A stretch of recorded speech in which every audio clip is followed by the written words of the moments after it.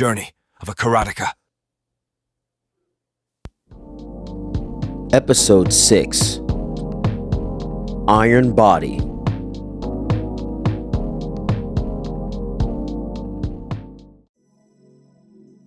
The great outdoors, one of the best places to get physical training done. And today, our goal is to find a couple of nice spots deep in the woods where we can condition our hands and feet. And joining me on this forest adventure is one of the greatest senseis I've known, my mom. In all seriousness, my mom spent 22 years serving the United States Army. I thought it was also a good idea to travel with mom because she has some pretty deep spiritual insight when it comes to being in the great outdoors. So what do you find interesting about, being out here in tranquil, spaces like this?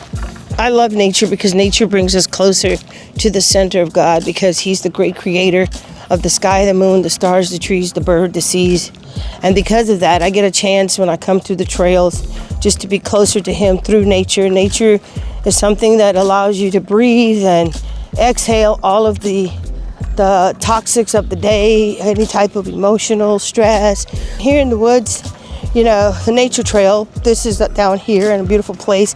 You can see all the different things. You got palm trees, you got oak trees, you got ponds, lakes, and rivers with tadpoles and frogs. And sometimes in some places you got alligators, coyotes, all kinds of things like that. But, get some nature training and shouldn't matter, but it makes me feel peaceful because if you stop and listen, look, what do you hear?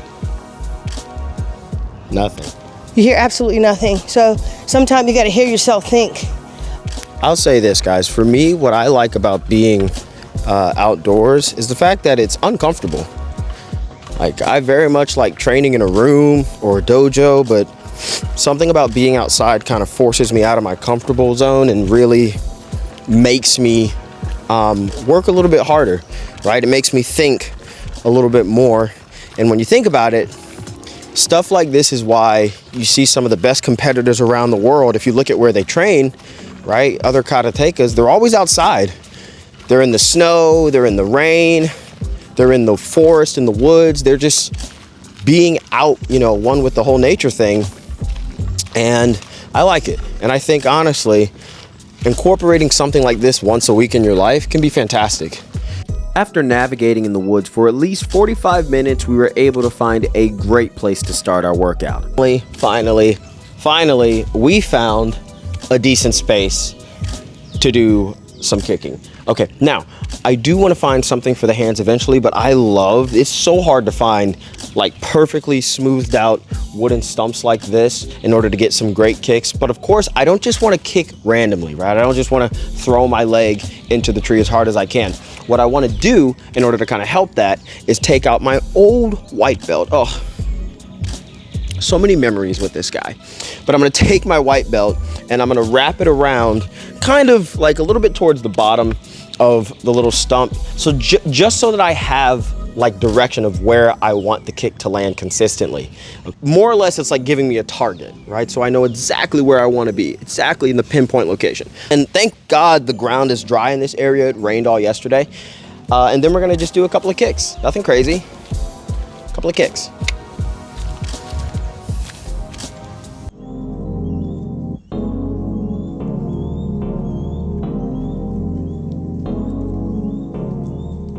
Karate Kieth.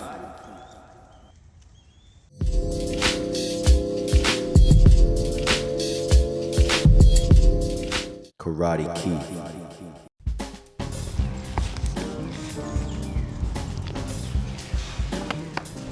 Got the cushion set up just a little bit. Again, this in no way is going to stop the pain of kicking wood. It is simply going to just give us a target. That's it, nothing else. Now, considering the fact that we're kicking wood directly with no protection whatsoever, it was my goal to at least get 10 kicks on each leg. But the more I kicked the wooden stump, I felt the pain shoot through my entire leg like electricity. It was pretty difficult to say the least, but that doesn't mean I could just give up. With every kick, I felt as though I had to challenge myself. I had to keep going, even though the pain was difficult. As you can see, I was really holding my legs because it felt that bad. After completing our leg workout, it was time to venture deeper into the forest in the hopes of finding a good tree for hand training. And as we journey deeper into the forest, we can't help but be amazed by its natural wonder and beauty. Now we're going a little bit deeper into these woods, more foresty kind of area, hopefully trying to find a smooth enough tree for us to do some hand training. Because here's the thing, we could find a rigid tree, and would we still get great training from that? Absolutely.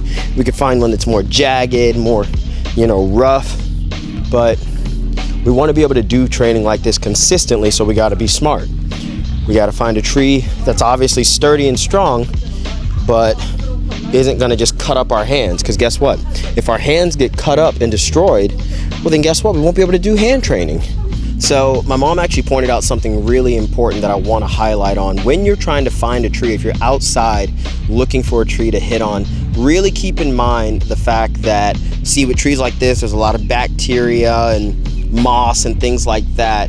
Your best bet is to find a tree that has nothing on it, that is just a blank, beautiful surface. But if you can't, that's why it helps to have your karate belt. Try to avoid trees that are too covered in just different moss and funguses and things like that. Be very careful, guys. Wrap the belt around the tree, or even if you don't have a belt, if you can find a pretty long towel or just some type of cloth to put on top of it, do that. Put the cloth on top of the tree so that you can be outside in nature and train safely. And I have to be honest, after searching for almost an hour, I started to get a little bit discouraged. Getting a little bit discouraged because I'm really hunting for this tree right now, and I cannot find it. I cannot find a good tree. It's weird. You'd think you could just, start hitting anything, but it's crazy how when you want to do things right, you got to find the right thing.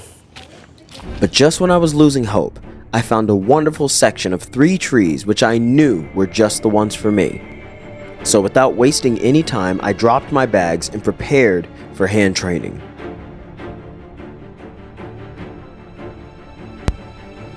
It's worth noting that this form of training can be extremely dangerous if not performed correctly.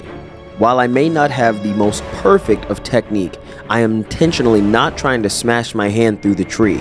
I'm being very careful while making sure I'm applying just enough pressure to where I'm feeling the pressure on my knuckles, my wrist, and my hand. I'm also taking time to work on forearm training. This is a very painful form of physical training, especially when doing it on something like a tree. And this form of conditioning isn't new.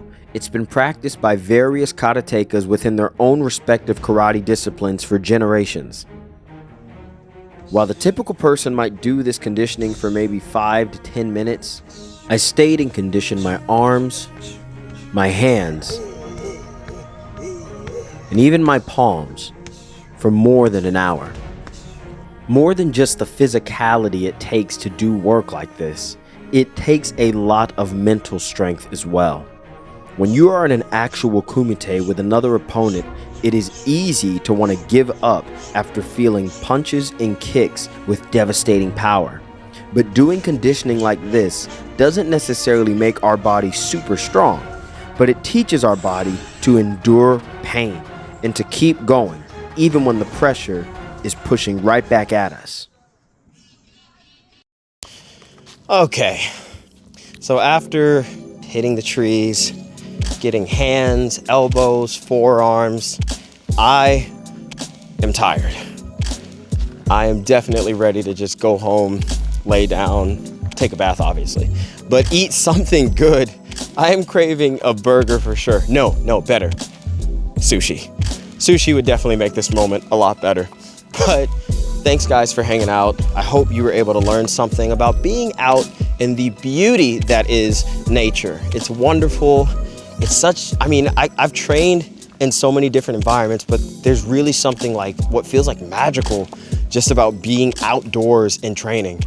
I just feel like I'm one with my surroundings, and it makes me kind of work a little bit harder, which I think you guys kind of saw that in some of the clips. But anyway, I hope you guys have a fantastic day or evening, depending on when or where you're watching this from. And as always, guys, keep training hard. Us.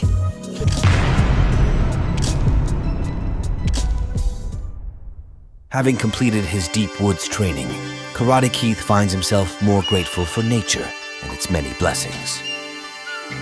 However, he still has a long way to go, and since he's taken so much time away from his tiny giant regiment, his body may not be able to handle the many battles ahead. Will he be able to overcome this troubling future? Find out on the next episode of Journey of a Karateka.